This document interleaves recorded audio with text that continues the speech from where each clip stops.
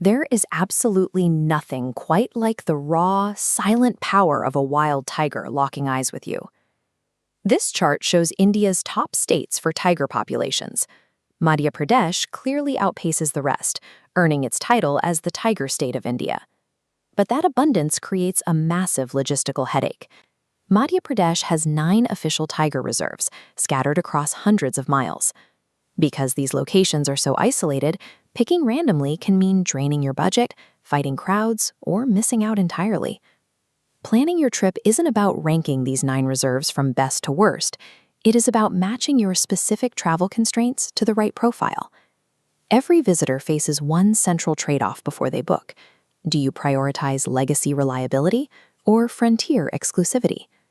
To figure out where you belong, we are going to evaluate these 9 reserves using a strict scorecard of 3 metrics: accessibility, sighting probability, and crowd level.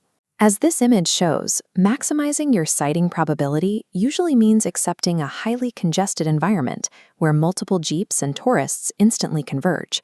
On the flip side, if you seek frontier exclusivity and quiet isolation, you must accept a drastically lower statistical chance of actually seeing a tiger. This forces travelers into one of 3 distinct profiles: the first-timer looking to optimize their odds, the regional transit tourist passing through, or the experience-first purist seeking raw wilderness.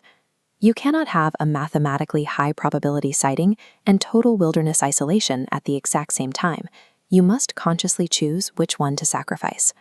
Let's start with the legacy heavyweights: Kanha in the Mandala and Balaghat districts, and Bandhavgarh in Umeria. These 2 parks offer the highest statistical probability of encountering an apex predator, thanks to their historically dense tiger populations.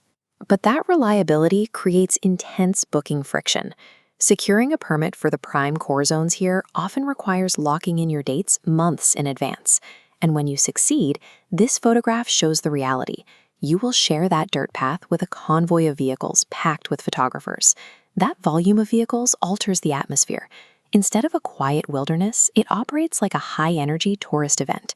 You also pay a financial premium for this access, as the surrounding lodges and tourism infrastructure operate at peak pricing. The legacy heavyweights are strictly for the first-timer or optimizer who demands a guaranteed sighting and is willing to endure heavy crowds and high costs to get it. Next, we move to the central and southern reserves: Pench, Satpura, and Panna. These parks serve as accessible hubs for the regional transit tourist. They integrate cleanly into broader Indian travel itineraries without requiring massive detours. Satpura offers distinct access. Look at this vast river valley. Instead of jeeps, you can explore on foot or take a quiet boat ride. The trade-off is the terrain. Because of dense hills and varied geography, sighting frequencies fluctuate heavily depending on the season. Your odds also shift dramatically based on which specific core zone you manage to secure access to. However, while you will still encounter other tourists, the crowds are visibly less suffocating than the pile-ups at Kanya or Bandhavgarh. These hubs represent the ideal compromise. They provide diverse wilderness activities and reasonable transit times, provided you accept slightly lower sighting odds. Finally, we enter Madhya Pradesh's newest conservation zones, where deep ravines and entirely empty dirt trails await the adventurous traveler. These are the emerging frontiers: Madhav in Shivpuri, which is the absolute newest, alongside Virangana Durgavati, Ratapani, and Sanjay Dubri. This image captures the core benefit perfectly. You get an exclusive forest experience, tracking a solitary tiger for hours without seeing another vehicle. But that isolation extends to the amenities. With infrastructure still developing, you will leave the luxury lodges behind.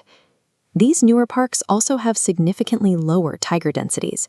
Earning a sighting here requires immense patience and a good deal of luck. If you are on a tight schedule, or if you need a definitive photo opportunity to consider your trip a success, you should avoid these reserves.